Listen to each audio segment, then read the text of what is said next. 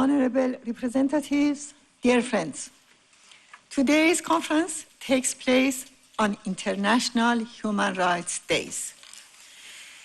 It is the day for peoples who refuse to let torture, hanging, repression, and censorship decide their fate. Peoples who, above all, strive for their human dignity. The Universal Declaration of Human Rights, the 1789 French Declaration of the Rights of Man and of the Citizen, and all other documents on freedom and human rights, every word in them carries the blood and suffering of these very peoples. Professor Rejوی, the great martyr to the cause of human rights in Iran, said, "We write the history of human rights with our own blood." He was assassinated in Geneva, the European capital of the United Nations, by the criminal agents of the mullahs regime. In Iran, the mullahs hang human rights every single day. The record of horrific crimes does not need an annual review. This tragic dossier is open every day of the year, every hour of the day. In November alone, 335 prisoners were executed. Nearly 2 million people are arrested every year.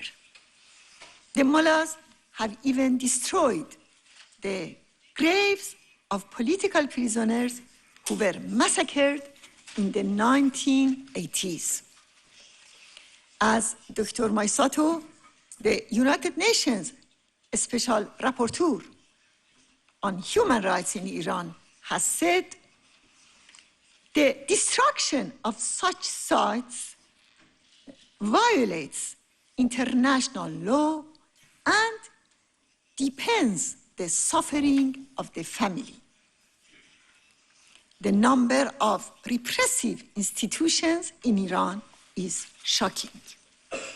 But Khamenei has not limited repression to inside Iran. He has extended it beyond the country's borders.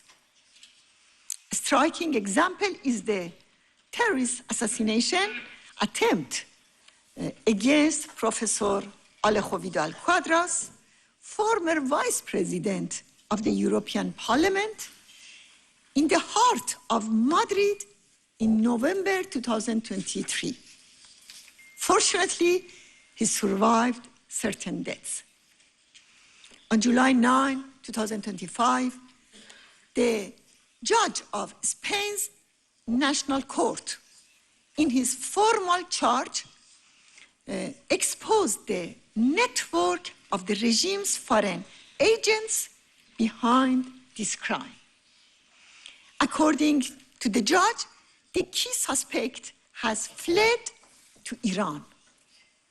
The European Parliament, in a resolution against the transnational repression of human rights defenders, strongly condemned the terrorist attack organized by the Iranian regime against Dr. Alejo Vidal-Quadras. In the United Kingdom, the report of the Parliamentary Intelligence and Security Committee provides a clear picture of the threats posed by this regime. These include assassination, kidnapping, espionage, intimidation, and physical attacks against opponents.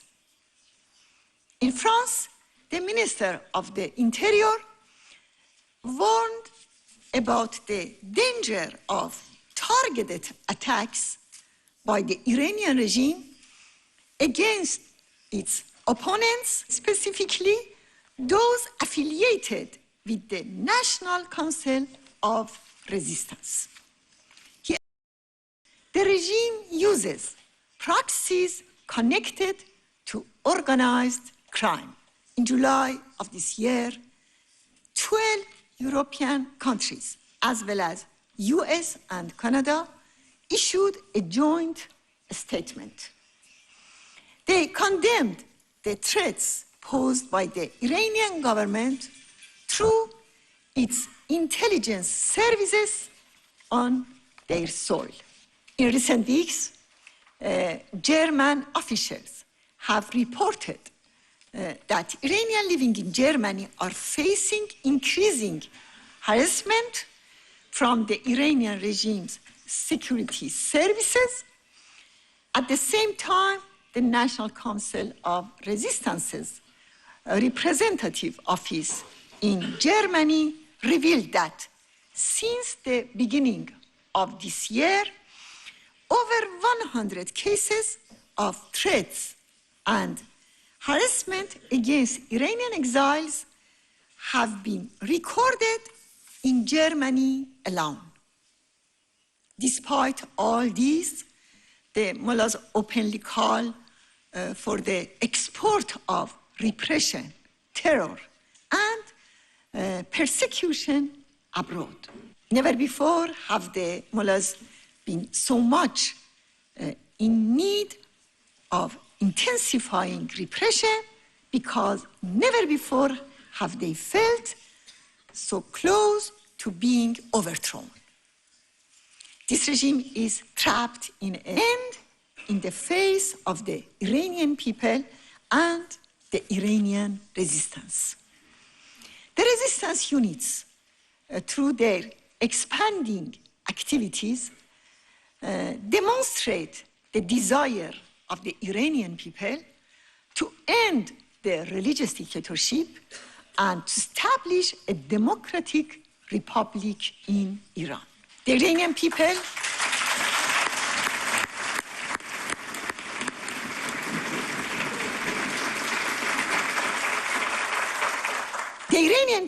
reject both the mullahs and Shah's dictatorship. Dear friends, we have reason for human rights, for freedom, and for democracy, for the sovereignty of the people in a republic based on free and pluralistic elections. A republic with freedom of expression, freedom of parties, freedom of assembly, freedom of the press, and open online space. A republic founded on the separation of religion and the state, where individual and social freedoms and rights are guaranteed according to the Universal Declaration of Human Rights. The Iranian resistance. Thank you. The Iranian resistance emphasizes the end of all censorship, the prosecution of those responsible for the massacre of political prisoners, ban on torture, and the abolition of the death penalty. We seek a legal system that is independent and based on international standards. This system must respect the presumption of innocence, the right to defense, the right to legal appeal, and must abolish the mullahs' Sharia laws. Thank you all very much.